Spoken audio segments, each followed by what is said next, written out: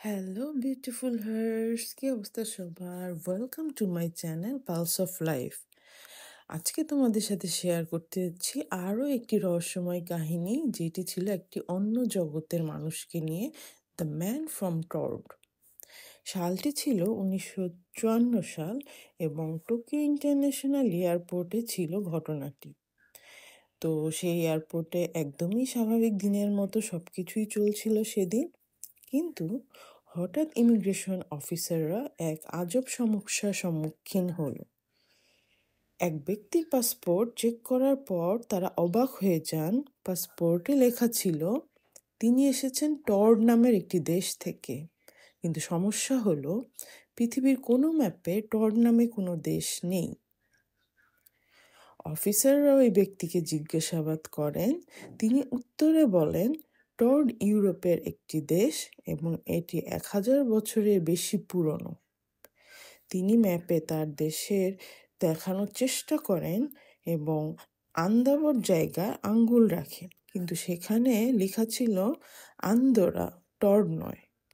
তিনি পুরোপুরি বিভ্রান্ত হয়ে যান, কারণ তার মতে অ্যান্ডোরা বলে কোনো পৃথিবীতে দেশ নেই। আরও অদ্ভুত ব্যাপার ছিল, তার পাসপোর্ট ছিল সম্পূর্ণ বৈধ এবং বিভিন্ন দেশে ভ্রমণের জন্য ভিসা সিল পর্যন্ত দেয়া ছিল। তার ব্যাংকের চেক, ড্রাইভিং লাইসেন্স সব কিছুই সেই অজ্ঞাত দেশ টর্ড থেকে ইস্যু করা হয়েছিল। এমনকি তিনি জানান তিনি জাপানের একটি অফিসের কাজে এসেছেন এবং টোকিওতে তার কোম্পানির মিটিং আছে। কিন্তু যখন অফিসাররা সেই কোম্পানিতে ফোন দেন, তারা বলেন এমন কোনো ব্যক্তি কোম্পানিতে নেই। অফিসাররা তাকে একটি হোটেলে নজরদারিতে রাখেন এবং বাইরে 2জন পুলিশ পাহারায় রাখেন, কিন্তু পরদিন সকালে কক্ষটি খুলে দেখা যায় তিনি সম্পূর্ণ উধাও। জানালাগুলো বন্ধ ছিল এবং দরজার সামনে পুলিশ ছিল। তাহলে তিনি কোথায় গেলেন?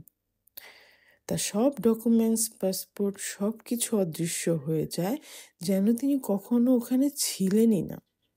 তিনি কি অন্য কোনো সমান্তরাল মহাবিশ্ব বা প্যারালাল ইউনিভার্স থেকে এসেছিলেন, নাকি কোনো টাইম ট্রাভেলারের ঘটনা, নাকি সব কিছুই ছিল এক বিশাল ষড়যন্ত্র?